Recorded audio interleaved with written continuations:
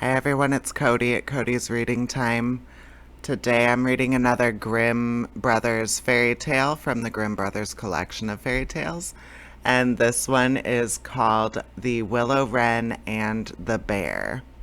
And actually, at the time that I'm reading this, another person's joined the community. We reached another subscriber, and I thank you for doing that. Um, I welcome you to check out all of my daily content and participate in my live streams. I would love to see you there. Thank you. Let's get in on the story and enjoy getting lost in it for a little bit. Here we go. The Willow-Wren and the Bear. Once in summertime, the bear and the wolf were walking in the forest, and the bear heard a bird singing so beautifully that he said, "Brother Wolf, what bird is it that sings so well?" "That is the king of birds," said the wolf, "before whom we must bow down." In reality, the bird was the willow-wren. "If that's the case," said the bear, "I should very much like to see his royal palace. Come, take me thither." "That is not done quite as you seem to think," said the wolf. "You must wait until the queen comes." Soon afterwards, the queen arrived with some food in her beak, and the Lord King came too, and they began to feed their young ones. The bear would have liked to go at once, but the wolf held him back by the sleeve and said, "No, you must wait until the Lord and Lady Queen have gone away again." So they took stock of the hole where the nest lay and trotted away. The bear, however, could not rest until he had seen the royal palace, and when a short time had passed, went to it again. The king and queen had just flown out, so he peeped in and saw 5 or 6 young ones lying there. "Is that the royal palace?" cried the bear. "It is a wretched place, and you are not king's children, you are disreputable children." When the young wrens heard that, they were frightfully angry and screamed, "No, that we are not. Our parents are honest people. Bear, you will have to pay for that." The bear and the wolf grew uneasy and turned back and went into their holes.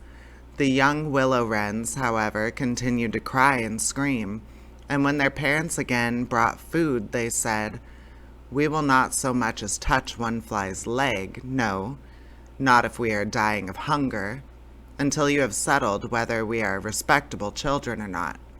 The bear has been here and has insulted us." Then the old king said, "Be easy, he shall be punished," and he at once flew away with the queen to the bear's cave and called in, "Old growler, why have you insulted my children? You shall suffer for it. We will punish you by a bloody war." Thus war was announced to the bear, and all 4-footed animals were summoned to take part in it: oxen, donkeys, cows, deer, and every other animal the earth contained. And the willow-wren summoned everything which flew in the air, not only birds, large and small, but midges and hornets, bees, and flies had to come. When the time came for the war to begin, the willow-wren sent out spies to discover who was the enemy's commander-in-chief. The gnat, who was the most crafty, flew into the forest where the enemy was assembled and hid herself beneath a leaf of the tree where the password was to be announced. There stood the bear, and he called the fox before him and said, "Fox, you are the most cunning of all animals. You shall be general and lead us." "Good," said the fox, "but what signal shall we agree upon?" No one knew that, so the fox said, "I have a fine long bushy tail, which almost looks like a plume of red feathers. When I lift my tail up quite high, all is going well, and you must charge, but if I let it hang down, run away as fast as you can." When the gnat had heard that, she flew away again, and revealed everything down to the minutest detail to the Willow-Wren. Then day broke, and the battle was to begin. All the four-footed animals came running up with such a noise that the earth trembled. The Willow-Wren with his army also came flying through the air, with such a humming and whirring and swarming that everyone was uneasy and afraid, and on both sides they advanced against each other. But the Willow-Wren sent down the hornet with orders to settle beneath the fox's tail and sting it with all his might. When the fox felt the first sting, he started so that he lifted one leg from pain, but he bore it and still kept his tail high in the air. At the second sting, he was forced to put it down for a moment. At the third, he could hold out no longer, screamed, and put his tail between his legs. When the animals saw that, they thought all was lost and began to flee, each into his hole, and the birds had won the battle. Then the king and queen flew home to their children and cried, "Children, rejoice! Eat and drink to your heart's content. We have won the battle." But the young wrens said, "We will not eat yet. The bear must come to the nest and beg for pardon and say that we are honorable children before we will do that."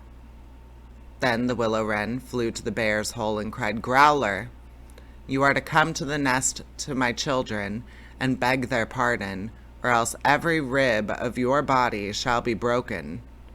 So the bear crept thither in the greatest fear and begged their pardon. And now at last the young wrens were satisfied and sat down together and ate and drank and made merry till quite late into the night. And that is the end of that story from the Grimm Brothers collection of fairy tales. I thank you for stopping by to my channel. I upload new content every single day for you guys, so please subscribe. You'll be able to find my content easier that way. And I do live stream book readings every day on my channel, so come on over to my live stream every morning if you have a chance and want to participate. All right, thank you so much, guys. Bye-bye.